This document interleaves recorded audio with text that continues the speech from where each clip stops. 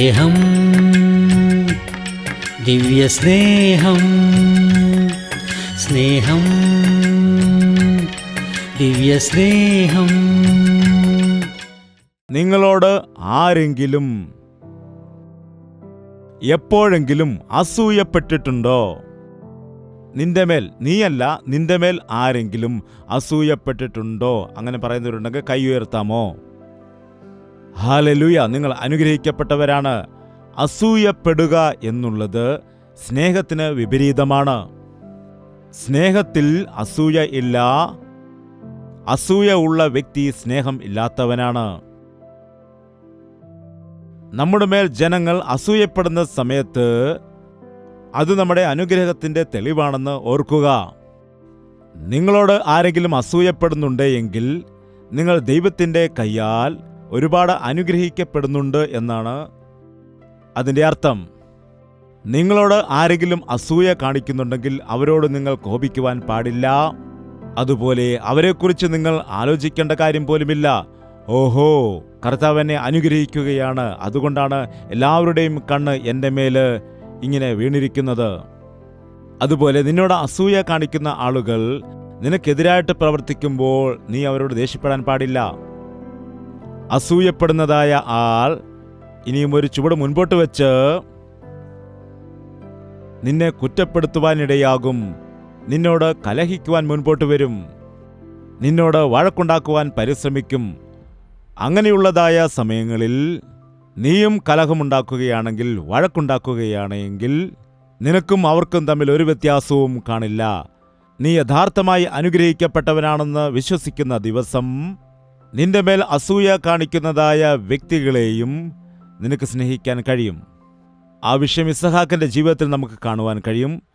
ഇസഹാക്കിനെ കുറിച്ച് ഉൽപ്പത്തി പുസ്തകം 26-ാം അധ്യായത്തിൽ നാം കണ്ടതാണ്. ഇസഹാക്ക് ആരുടെ മകനാണ്? എങ്ങനെയുള്ള മകനാണ്? വാഗ്ദത്ത സന്തതിയാണ്. അബ്രഹാമിന്റെ കാലത്തുണ്ടായ മുമ്പിലത്തെ ക്ഷാമം കൂടാതെ പിന്നെയും ആ ദേശത്ത് ഒരു ക്ഷാമം ഉണ്ടായി. അപ്പോൾ ഇസഹാക്ക് ഗെരാരിൽ ഫിലിസ്ത്യരുടെ രാജാവായ അബീമേലെക്കിന്റെ അടുക്കൽ പോയി.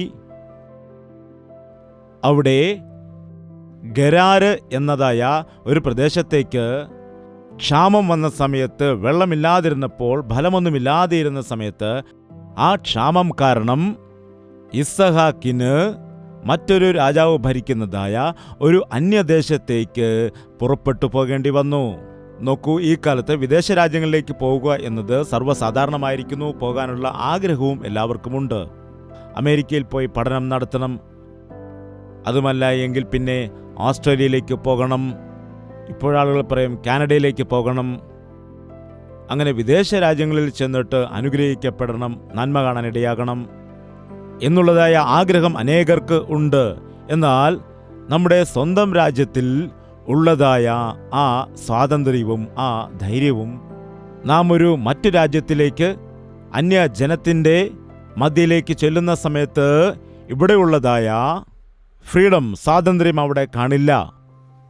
ഒരുപക്ഷെ അവിടെ വെച്ച് നിനക്ക് എന്തെങ്കിലും പ്രശ്നമുണ്ടായാൽ, അപകടമുണ്ടായാൽ, എന്തെങ്കിലും രോഗമുണ്ടായാൽ, ഇവിടെയാണെങ്കിൽ നിന്റെ ബന്ധുക്കാരോടോ സ്വന്തക്കാരോടോ മറ്റോ നിനക്ക് അറിയിക്കാൻ കഴിയും. എന്നാൽ അന്യദേശത്ത് ചെല്ലുകയാണെങ്കിൽ ഇവിടെ നിന്ന് അങ്ങോട്ടാർക്കും വരാൻ കഴിയില്ല. അതുപോലെ അവിടെ നിന്ന് നിനക്കും പെട്ടെന്ന് വരാൻ കഴിയില്ല. അങ്ങനെ എത്രയോ ആളുകൾ ഏകാന്തത അനുഭവിക്കുന്നുണ്ട്. എന്നാൽ ഒരു വ്യക്തി കർത്താവിൽ വിശ്വസിക്കുന്ന വ്യക്തിയാണ് എങ്കിൽ, കർത്താവിൽ വിശ്വസിക്കുന്ന വ്യക്തി, കർത്താവിൽ ആശ്രയിക്കുന്ന വ്യക്തി, ഒരിക്കലും അവൻ ഒറ്റപ്പെട്ടവനല്ല. ഞാൻ നിന്നോട് കൂടെയുണ്ട് എന്ന് പറഞ്ഞതായ കർത്താവ്, നീ എവിടെ പോയാലും ഞാൻ നിന്നോട് കൂടെയുണ്ട് എന്ന് വാഗ്ദത്തം ചെയ്ത കർത്താവ് നിന്റെ കൂടെ വരാനിടയാകും. അബ്രഹാം ഇസഹാക്കിന് കൊടുത്തതായ സ്വത്ത് എന്താണെന്ന് വെച്ചാൽ അവൻ വാഗ്ദത്തമാണ് കൊടുത്തത്. ദൈവത്തിലുള്ള വിശ്വാസത്തോടുകൂടി ദൈവത്തിൻ്റെ വാഗ്ദത്തവുമായിട്ട് ഇസഹാക്ക് പോവുകയാണ്. ദൈവം ഇസഹാക്കിന് പ്രത്യക്ഷനായിട്ട്, 2-ാം വാക്യം, യഹോവ അവന് പ്രത്യക്ഷനായി അരുളി ചെയ്തത് എന്തെന്നാൽ, നീ മിസ്രയീമിലേക്ക് പോകരുത്, ഞാൻ നിന്നോട് കൽപ്പിക്കുന്ന ദേശത്ത് പാർക്കുക, ഈ ദേശത്ത് താമസിക്കുക, ഞാൻ നിന്നോട് കൂടെയിരുന്നു നിന്നെ അനുഗ്രഹിക്കും. നീ ഇപ്പോൾ താമസിക്കുന്ന ഇടത്ത് തന്നെ താമസിക്കുക, മറ്റു ദേശങ്ങളിലേക്ക് മാറിപ്പോകരുത്. ഈ ദേശം അന്യദേശമാണെങ്കിലും ഞാൻ നിന്നോട് കൂടെയുണ്ടായിരിക്കും എന്നു ദൈവം അവനോട് അരുളി ചെയ്യുവാനിടയായി. ദൈവം അബ്രഹാമിന് കൊടുത്തതായ വാഗ്ദത്തത്തെയും വെളിപ്പെടുത്തി. അതുകൊണ്ട് ഇസ്ഹാക്ക് ആ ദേശത്ത് വിത്ത് വിതച്ചതായ സമയത്ത് 12-ാം വാക്യം, ഇസ്ഹാക്ക് ആ ദേശത്ത് വിതച്ചു, ആയാണ്ടിൽ 100 മേനി വിളവ് കിട്ടി. അന്യദേശത്ത് മറ്റൊരു ദേശത്ത് ചെന്നിട്ട്, അതും ക്ഷാമകാലത്ത് വിത്ത് വിതച്ചപ്പോൾ ഇസ്ഹാക്കിന് 100 മേനി വിളവ് കിട്ടി. ആ ദേശത്തുള്ള ആളുകൾ വിതച്ചിട്ടും ആർക്കും ഇതുവരെ കിട്ടാത്ത രീതിയിലുള്ള വിളവ് ലഭിക്കുവാനിടയായി. ഈ ദേശത്തുള്ള ആളുകൾ ഇവിടെ നിൽക്കാതെ മറ്റു ദേശത്ത് പോയി അധ്വാനിക്കുന്നതായ സമയത്ത് ദൈവിക നന്മകൾ പ്രാപിച്ചെടുക്കുന്നത്. അതുപോലെ തന്നെയാണ് ഇസ്ഹാക്കിന്റെ ജീവിതത്തിലും. ക്ഷാമകാലത്ത് അന്യദേശത്ത് ചെന്ന് വിത്ത് വിതച്ചതായ സമയത്ത് 100 മേനി വിളവ് ലഭിക്കാനിടയായി. എത്ര പേർക്ക് അനുഗ്രഹം ആവശ്യമുണ്ട്? ഒന്ന് കൈയുയർത്താമോ? എല്ലാവർക്കും ആവശ്യമാണല്ലോ. എന്താണ്? ഇസ്ഹാക്ക് ആ ദേശത്ത് എന്താണ്? ഇസ്ഹാക്ക് ആ ദേശത്ത് കിടന്നുറങ്ങിയോ? എന്തു ചെയ്തു? വിതച്ചു. വിതയ്ക്കണം. വിത്ത് വിതയ്ക്കുവാനിടയായി. വിത്ത് വിതയ്ക്കുന്നതായ വ്യക്തി വിശ്വാസത്തോടുകൂടി തൻ്റെ കയ്യിലുള്ളതായ ധാന്യങ്ങൾ വിതയ്ക്കാനിടയാകും. അത് വയലിൽ വീഴുന്നതായ സമയത്ത് അത് നശിച്ചു പോകുമെന്നൊക്കെ തോന്നിയേക്കാം. എന്നാൽ ആ ഭൂമിയിലേക്ക് അത് വിതയ്ക്കുമ്പോൾ വിശ്വാസത്തോടുകൂടി തൻ്റെ കയ്യിലിരിക്കുന്ന ധാന്യത്തെ ആ നിലത്തേക്ക് വിതയ്ക്കുമ്പോൾ, നിന്റെ കയ്യിലുള്ളതിനെ വിതയ്ക്കാതെ, അതിനെ വിട്ടുകൊടുക്കാതെ, കഷ്ടപ്പെടാതിരുന്നാൽ അനുഗ്രഹം ഉണ്ടാകില്ല. കഷ്ടപ്പെടാതെ, പരിശ്രമം അനുഭവിക്കാതെ അനുഗ്രഹിക്കപ്പെടുന്നുണ്ടെങ്കിൽ അത് യഥാർത്ഥമായ അനുഗ്രഹമല്ല, ദൈവം നൽകുന്ന അനുഗ്രഹം അല്ല. അത് അന്യായമായിട്ട്, അധാർമികമായിട്ട്, കൈക്കൂലിയായിട്ട്, അതുപോലെ സമ്പാദിച്ചു കൂട്ടിയതായ സമ്പാദ്യങ്ങൾ എങ്ങനെയാണോ വന്നത് അതുപോലെ തന്നെ പോകും. പെട്ടെന്ന് പ്രശ്നങ്ങൾ ഉണ്ടാകുന്ന സമയത്ത് അത് അങ്ങനെ തന്നെ പോകാനിടയാകും. അതുകൊണ്ടാണ് വലിയ വലിയ ബിസിനസ് ആളുകൾ പോലും, കോടിക്കണക്കിന് ആസ്തിയുള്ളതായ ആളുകൾ പോലും ഒറ്റയടിക്ക് എന്തെങ്കിലും പ്രശ്നമുണ്ടാകുമ്പോൾ ദരിദ്രന്മാരായി പോകാറുണ്ട്. എന്തുകൊണ്ടാണ് ഇത്ര വലിയ ധനവാന്മാർക്ക് കടം വരുന്നത്? അവർക്ക് പ്രശ്നങ്ങൾ ഉണ്ടാകുന്നത് എന്തുകൊണ്ടാണ്? അവർ ഒരുപാട് കണക്കുകൂട്ടലൊക്കെ നടത്തിയിട്ട് ഒരുപാട് പൈസ ഇൻവെസ്റ്റ് ചെയ്യാനിടയെ എന്തെല്ലാമൊക്കെ ചെയ്തു കൂട്ടി. എന്നാൽ അധ്വാനിക്കുന്നില്ല. അധ്വാനിക്കാതെ സമ്പത്ത് കൂട്ടാൻ ആഗ്രഹിക്കുകയാണ്. ആർക്കെങ്കിലും ധനവാനായി തീരണമെങ്കിൽ നീ അധ്വാനിക്കണം. കഷ്ടപ്പെടാതെ ലഭിക്കുന്നതായ അനുഗ്രഹം അതൊരിക്കലും യഥാർത്ഥമായ അനുഗ്രഹമല്ല. ഇസ്ഹാക്ക് വിത്ത് വിതച്ചു. ആ വർഷം എത്ര മേനിയാണ് വിളവ് കിട്ടിയത്? 100 മേനി വിളവ് കിട്ടാനിടയായി. അബ്ബാ, അവിടെയുള്ള ആളുകൾക്കൊന്നും തന്നെ മനസ്സിലായില്ല. ക്ഷാമകാലമാണത്. വെള്ളം ശരിക്കില്ല. വയലുകൾ ഉണങ്ങിക്കിടക്കുകയാണ്. അങ്ങനെയുള്ള സമയത്താണ് ഇവിടെ വിളവ് ലഭിച്ചിരിക്കുന്നത്. മറ്റുള്ള ആളുകളുടെ വയൽ നോക്കുമ്പോൾ അവിടെ ഉണങ്ങി വരണ്ടു കിടക്കുകയാണ്. ഇവന്റെ വയലിലാണെങ്കിൽ വിളയൊക്കെ ആർത്ത് നല്ല പച്ചപ്പായിട്ട് വളർന്ന് ഫലിച്ചു നിൽക്കുകയാണ്. അത് കാണുന്ന സമയത്ത് അവർ എന്ത് ചിന്തിക്കും? നമ്മുടെ ഫലം എന്താണ് ഇങ്ങനെ കിടക്കുന്നത്? നോക്ക്, അവന്റെ വയലാണെങ്കിൽ എത്ര നല്ലതാണ്. നമ്മുടെ വയൽ നോക്കൂ, ഇങ്ങനെ കിടക്കുന്നു. അവന്റെ വയൽ നോക്കൂ, എത്ര നല്ലതാണ് എന്ന് പറഞ്ഞ് അസൂയപ്പെടുവാൻ ആരംഭിച്ചു. 14-ാം വാക്യം, അവനു ആട്ടിൻകൂട്ടങ്ങളും മാട്ടിൻകൂട്ടങ്ങളും വളരെ ദാസീദാസന്മാരും ഉണ്ടായിരുന്നതുകൊണ്ട് ഫെലിസ്ത്യർക്ക് അവനോട് അസൂയ തോന്നി. ദൈവം നിന്നെ അനുഗ്രഹിക്കപ്പെടുന്ന സമയത്ത്, നീ പച്ച പിടിക്കുമ്പോൾ, നീ നന്മ പ്രാപിക്കുമ്പോൾ, നിന്റെ ജീവിതത്തിൽ അനുഗ്രഹങ്ങൾ ഉണ്ടായി വരുന്ന സമയത്ത്, നിന്റെ കുടുംബം നന്മ പ്രാപിക്കുമ്പോൾ, നിന്റെ ചുറ്റുപാടുമുള്ളവരായ ഫെലിസ്ത്യർ, പിശാചിനെ സംബന്ധിച്ചതായ ആളുകൾ അസൂയപ്പെടും. അസൂയപ്പെടുന്ന ആളുകളെക്കുറിച്ച് നിങ്ങൾ ചിന്തിക്കുവാൻ പാടില്ല.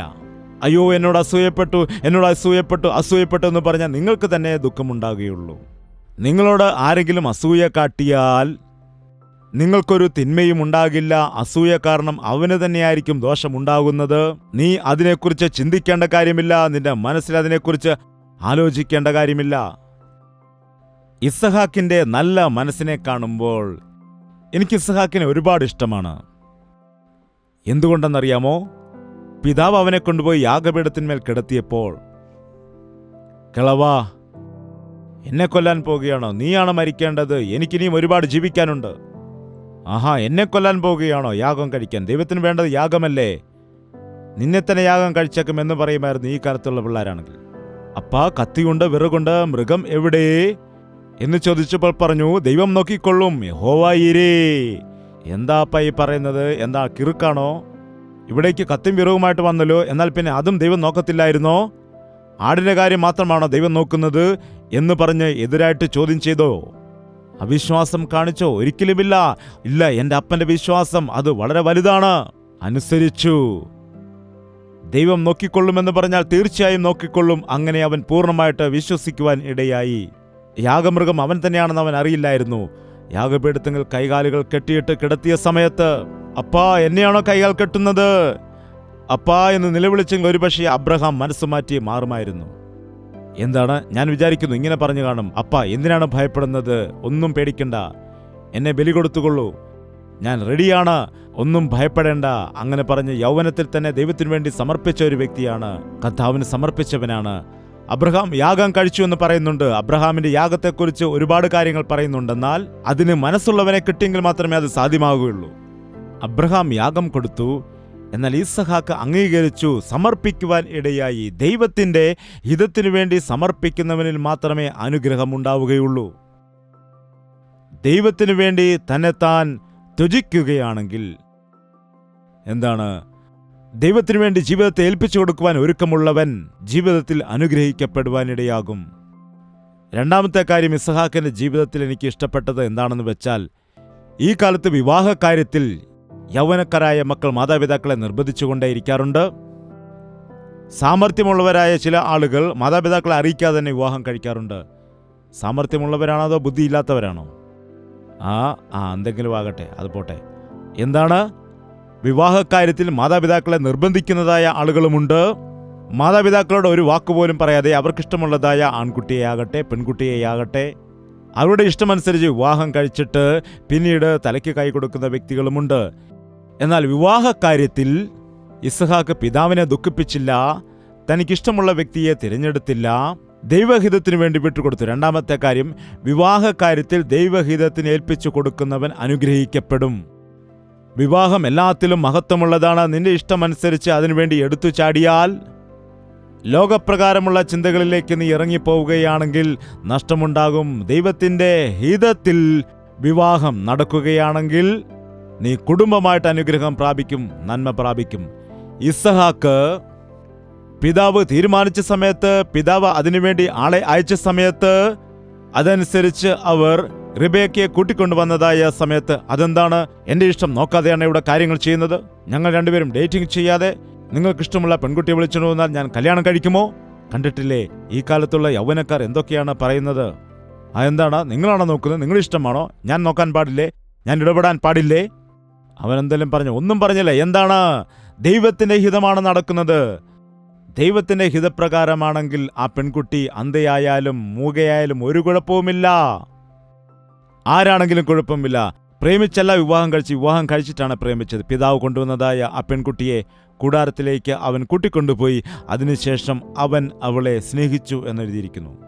ഭാര്യയ്ക്കും ഭർത്താവിനുമിടയിൽ സ്നേഹവും വാത്സല്യവും ഇല്ല എങ്കിൽ അവരുടെ ജീവിതത്തിൽ അനുഗ്രഹം ഉണ്ടാകില്ല, അവരുടെ സമ്പത്തിൽ അനുഗ്രഹം ഉണ്ടാവുകയില്ല.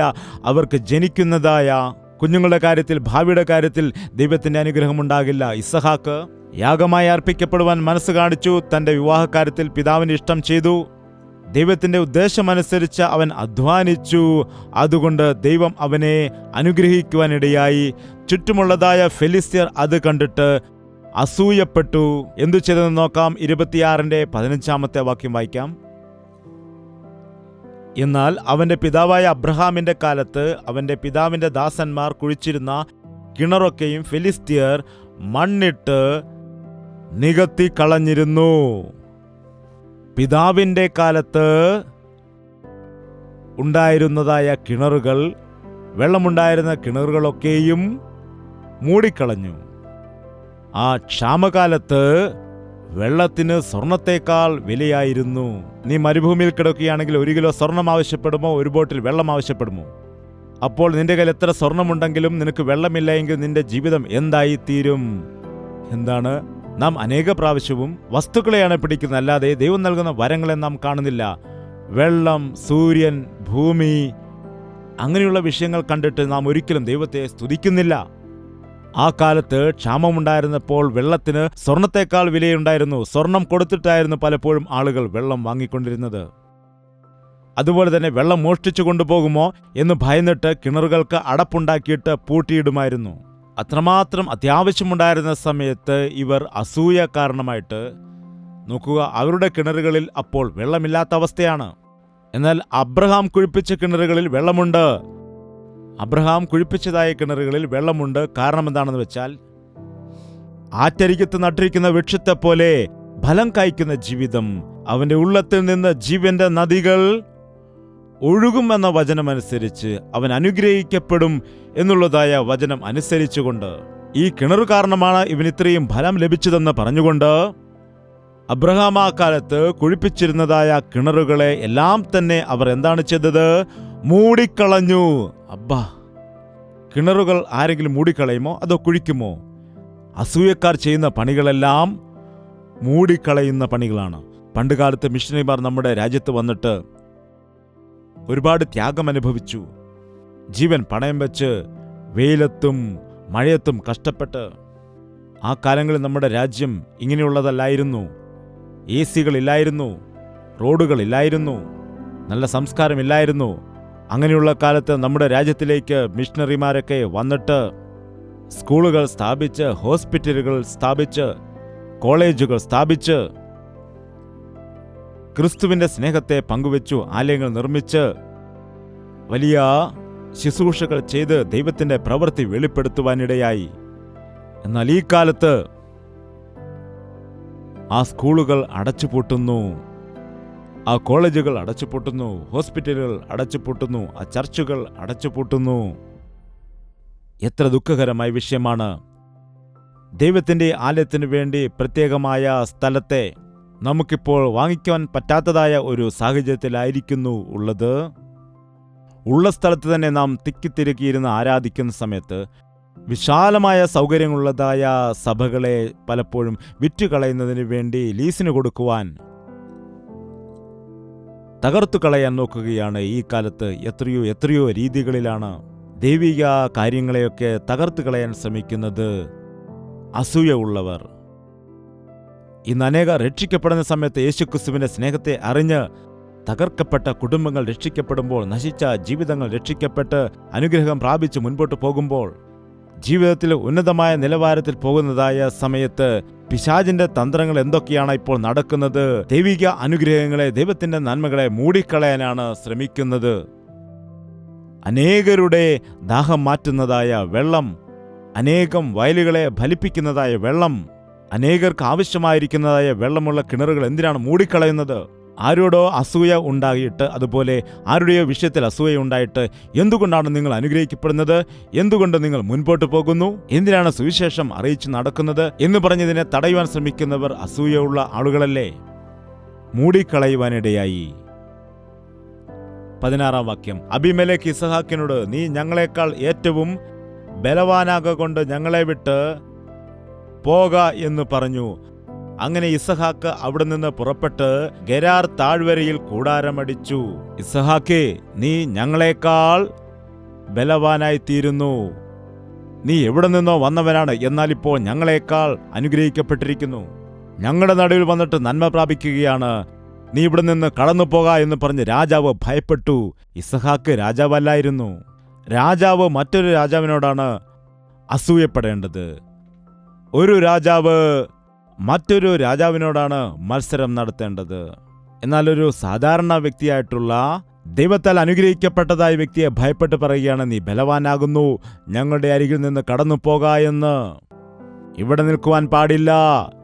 എന്നാൽ ഞാൻ പോകില്ല, ഇത് ഞങ്ങളുടെ അപ്പൻ്റെയാണ്, ഞങ്ങളുടെ അപ്പൂപ്പൻ്റെതാണ് എന്ന് പറഞ്ഞോ? ഞാൻ പോകില്ല, എനിക്കിവിടെ വയലുണ്ട് എന്ന് വേണമെങ്കിൽ ഇസഹാക്കിന് പറഞ്ഞ് വഴക്കുണ്ടാക്കാം. എനിക്ക് പോകാൻ പറ്റില്ല, നീ വേണമെങ്കിൽ പൊക്കോ, നീയല്ല രാജാവ്, ഞാനാണ് രാജാവ് എന്നൊക്കെ വേണമെങ്കിൽ പറഞ്ഞു വഴക്കുണ്ടാക്കാം. രാജാവൻ പറയുന്നുണ്ട്, നീ വലിയവനാകുന്നു, നിനക്ക് ഒരുപാട് ദാസിദാസന്മാരുണ്ട്, നീ കടന്നു പോകൂ എന്ന് പറയുന്നു. എത്ര നല്ലവനാണെന്ന് നോക്കൂ. പോകാൻ പറഞ്ഞ സമയത്ത് അവിടെ നിന്ന് പോയിട്ട് ഗെരാർ താഴ്വരയിൽ ചെന്ന് കൂടാരമടിച്ചു. അവിടെ ചെന്നിട്ട് വലിയൊരു ബിൽഡിംഗ് പണിതെന്നല്ല ഇവിടെ പറയുന്നത്. മറ്റൊരു സ്ഥലത്ത് ചെന്ന് കൂടാരമടിക്കാനിടയായി. ഈ അന്ത്യകാലത്ത് എവിടെ ചെന്നാലും പകയും വിദ്വേഷവും ഭിന്നതയും പിണക്കവും. അവിശ്വാസികളുടെ ഇടയിൽ ഇത് ഒരുപാട് കാണുന്നുണ്ട്. സ്വന്തം സഹോദരങ്ങളുടെ മധ്യയിൽ പോലും അസൂയ കാണുന്നു. ചേട്ടന് നന്മയുണ്ടാകുമ്പോൾ അത് കണ്ട് അനുജൻ അസൂയപ്പെടുന്നു. അതുപോലെ അനുജന് നന്മയുണ്ടായാൽ ചേട്ടൻ അസൂയപ്പെടുന്നു. അതുപോലെ സഹോദരികൾ അസൂയപ്പെടുന്നു. ഭാര്യ ഭർത്താക്കന്മാർ പോലും ഇന്ന് അങ്ങനെയായിട്ടുണ്ട്. ഭാര്യയോട് അസൂയ കാണിക്കുന്ന ഭർത്താവുണ്ട്, ഭർത്താവിനോട് അസൂയ കാണിക്കുന്ന ഭാര്യയുമുണ്ട്. ഭാര്യ നല്ലതാണെന്ന് ഒരാൾ പറഞ്ഞു. ഇത് കേട്ട് അസൂയ മൂത്തതായ ഭർത്താവ് നേരെ ഭാര്യയുടെ അടുത്ത് നിന്ന് മുഖം ഇടിച്ചു പരത്തിയിട്ട് വൃത്തികേടാക്കി, നിനക്ക് എന്തിനാണ് ഇത്രയും സൗന്ദര്യമെന്ന് ചോദിച്ചു.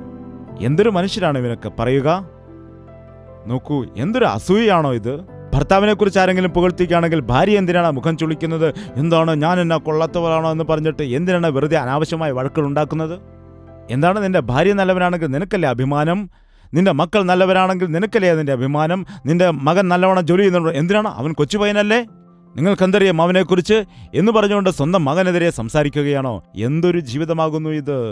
പിശാചിന്റെ ബുദ്ധിയാകുന്നു ഇത്. കയ്യിന് അസൂയ ഉണ്ടാകാനിടയായി. സഹോദരനായ ഹാബേലിനോട് അസൂയ ഉണ്ടാകാനിടയായി.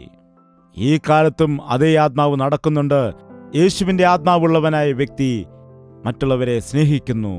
തനിക്കെതിരായി നിൽക്കുന്ന ആളുകളോടും ക്ഷമ കാണിക്കും. ഇതെന്റേതാണെന്ന് പറഞ്ഞ് തട്ടിയെടുത്താൽ എടുത്തോ എന്നവൻ പറയാനിടയാകും. എടുത്തോ, എനിക്ക് ദൈവം നൽകുമെന്ന് പറയും. എനിക്കെൻ്റെ കർത്താവുണ്ട്, അതുകൊണ്ട് ഞാൻ പേടിക്കുകയില്ല, നിനക്ക് വേണമെങ്കിൽ എടുത്തോ എന്ന് പറയാനിടയാകും. എങ്ങനെയുള്ളവർക്ക് അങ്ങനെയുള്ള മനസ്സുണ്ട്? നമുക്കൊന്നും അങ്ങനെ ചെയ്യാൻ കഴിയുകയില്ല. അങ്ങനെ ചെയ്താൽ മാത്രമേ നിനക്കും ലഭിക്കുകയുള്ളൂ. നീ കൊടുത്തെങ്കിൽ മാത്രമേ കിട്ടുകയുള്ളൂ. നമുക്ക് എഴുന്നേറ്റ് നിൽക്കാം. ഇത് വളരെ ശ്രേഷ്ഠമായ സമയമാണ്. എല്ലാവരും നിങ്ങളുടെ വായ്കൾ തുറന്നുകൊണ്ട്, മനസ്സ് തുറന്നുകൊണ്ട്, കർത്താവേ എന്നെയും അനുഗ്രഹിക്കണമേ, എൻ്റെ ജീവിതത്തിൽ നിന്റെ കൃപ നൽകുമാറാകണമേ, അസൂയ എന്നിൽ നിന്ന് എടുത്തു മാറ്റണമേ, കലഹിക്കുന്ന മനസ്സ് എനിക്ക് ആവശ്യമില്ല, മറ്റുള്ളവരെ വെറുക്കുന്ന സ്വഭാവം എനിക്ക് ആവശ്യമില്ല, എന്നോട് കലഹിക്കുന്ന ആളുകളോട് തിരിച്ചു കലഹിക്കാതിരിക്കുന്നതിന് എന്നെ എതിർക്കുന്ന ആളുകളോടും എനിക്ക് ക്ഷമിക്കുവാൻ കഴിയുന്ന യേശുവിൻ്റെ മനസ്സ് എനിക്ക് നീ നൽകണമേ. രണ്ടു കരങ്ങളും ഉയർത്തിക്കൊണ്ട് നമുക്ക് ദൈവത്തോട് പ്രാർത്ഥിക്കാം. പരിശുദ്ധനായ സ്നേഹമുള്ള പിതാവേ, ഒരിക്കൽ കൂടി ഞങ്ങളെ ദർശിക്കണമേ. ഈ ഉന്നതമായ യഥാർത്ഥമായ ക്രിസ്തീയ ഭക്തി ഞങ്ങൾക്ക് നൽകണമേ. ശത്രുക്കളോട് ക്ഷമിക്കാനുള്ള ഭക്തി ഞങ്ങൾക്ക് നൽകണമേ. ഞങ്ങളെ എതിർക്കുന്നവരെ സ്നേഹിക്കുന്ന ഒരു ഭക്തി നൽകണമേ. ഞങ്ങളെ എതിർക്കുന്നവർക്ക് വേണ്ടി പ്രാർത്ഥിക്കുന്ന ഒരു ഭക്തി ഞങ്ങൾക്ക് നൽകണമേ. മനുഷ്യർക്ക് വേണ്ടി തന്നെ തന്നെ ഏൽപ്പിച്ചു കൊടുത്ത് ക്രൂശിൽ കർത്താവ് ചെയ്തതായ ത്യാഗത്തെ ഓർക്കുന്നതായ ഞങ്ങളുടെ ജീവിതത്തിലുള്ള സകലതും നിനക്ക് വേണ്ടി ഏൽപ്പിച്ചു തരുവാൻ, ഞങ്ങളുടെ ചുറ്റുപാടുമുള്ളവർക്ക് വേണ്ടി സമർപ്പിക്കുവാൻ ഞങ്ങളെ സഹായിക്കുമാറാകണമേ. നിന്റെ സ്നേഹത്താൽ മറ്റുള്ള ആളുകളെയും സ്നേഹിക്കുവാൻ ഞങ്ങളെ സഹായിക്കണമേ. മറ്റുള്ളവരോട് ക്ഷമിക്കുവാൻ ഞങ്ങളെ സഹായിക്കണമേ. അധ്വാനിക്കുന്ന മനസ്സ് ഞങ്ങൾക്ക് നൽകണമേ. നിലത്ത് വിത്ത് വിതയ്ക്കുന്നത് പോലെ നിന്റെ വേലയിൽ വിശ്വസ്തയോടെ വിതയ്ക്കുവാൻ ഞങ്ങളെ സഹായിക്കുമാറാകണമേ. നീ ഏൽപ്പിച്ചതായ ഉത്തരവാദിത്തങ്ങൾ വിശ്വസ്തയോടുകൂടി നിവർത്തിക്കാൻ ഞങ്ങളെ സഹായിക്കണമേ. നശിച്ചുപോയവരെ തിരിഞ്ഞ് രക്ഷിപ്പാനാണല്ലോ നീ ഈ ലോകത്തിലേക്ക് വന്നത്. ഞങ്ങളുടെ ചുറ്റുപാട് നശിച്ചു പോകുന്ന എത്രയോ ആളുകൾ ഉണ്ട്. ലക്ഷ്യമില്ലാത്തതായ ജീവിതം നയിക്കുന്നവർ, പ്രത്യാശ നഷ്ടപ്പെട്ട ജീവിതവുമായി മുൻപോട്ട് പോകുന്നവർ, മനസ്സിൽ വല്ലാത്ത നിരാശ വന്നിട്ട് എന്തു ചെയ്യണമെന്നറിയാതെ, എങ്ങോട്ട് പോകണമെന്നറിയാതെ ജീവിതം അവസാനിപ്പിക്കുന്ന, ആത്മഹത്യ ചെയ്യുന്ന എത്രയോ ആളുകളുണ്ട്. അങ്ങനെയുള്ളവരെ ആശ്വസിപ്പിക്കാനുള്ള മനസ്സ് ഞങ്ങൾക്ക് നൽകണമേ. അങ്ങനെയുള്ളവരെ കർത്താവിലേക്ക് നടത്താൻ ആവശ്യമായ കൃപ ഞങ്ങൾക്ക് നൽകണമേ. അവരുടെ മനസ്സിനെ ആശ്വസിപ്പിക്കുവാനുള്ള കൃപ ഞങ്ങൾക്ക് നൽകണമേ അപ്പ. ഈ സമയത്ത് ഞങ്ങളുടെ എല്ലാവരുടെയും ജീവിതത്തെ ഫലമുള്ളതായ ജീവിതമാക്കി നീ മാറ്റുമാറാകണമേ. ഇന്നു മുതൽ ഞാൻ നിങ്ങളെ അനുഗ്രഹിച്ചിരിക്കുന്നു എന്ന് പറഞ്ഞ കർത്താവേ, ഞങ്ങൾ ചെയ്യുന്നതെല്ലാം സാധിച്ചെടുക്കുമെന്ന് ഞങ്ങൾ വിശ്വസിക്കേണ്ടതിനു വേണ്ടി ഞങ്ങളുടെ ജീവിതത്തിൽ നിനക്ക് വിരോധമായിട്ടുള്ള സകല ഇടപാടുകളെയും യേശുവിൻ്റെ നാമത്തിൽ ഉപേക്ഷിക്കുവാൻ സഹായിക്കണമേ. ഞങ്ങളുടെ ദേശനിവാസികൾ ഞങ്ങളുടെ ജീവിതം കാണുമ്പോൾ ദൈവം നിങ്ങളോടൊപ്പമുണ്ട് എന്ന് വിശ്വസിച്ച് ഈ ദൈവത്തെ ഞങ്ങൾക്കും വേണമെന്ന് പറയുവാനുള്ള കൃപ കാണിക്കണമേ. നിന്നെ സ്നേഹിക്കുന്ന ഒരു ജീവിതം, നിന്നോട് പ്രാർത്ഥിക്കുന്ന ഒരു ജീവിതം, നിന്റെ ഹിതമനുസരിച്ച് ജീവിക്കുന്ന ഒരു ജീവിതം ഞങ്ങൾക്ക് എല്ലാവർക്കും നൽകണമെന്ന് യേശു ക്രിസ്തുവിന്റെ നാമത്തിൽ അപേക്ഷിക്കുന്നു പിതാവേ. ആമേൻ. യേശുവേ യേശുവേ യേശുവേ യേശുവേ യേശുവേ യേശുവേ യേശുവേ യേശുവേ നിന്നെ നിന്നെ എന്നും ഞാൻ സേവിക്കും നീ മാത്രം രാജാവെന്നും നിന്നെ നിന്നെ എന്നും ഞാൻ സേവിക്കും നീ മാത്രം രാജാവെന്നും യേശുവേ യേശുവേ യേശുവേ യേശുവേ യേശുവേ യേശുവേ യേശുവേ യേശുവേ യേശുവേ യേശുവേ യേശുവേ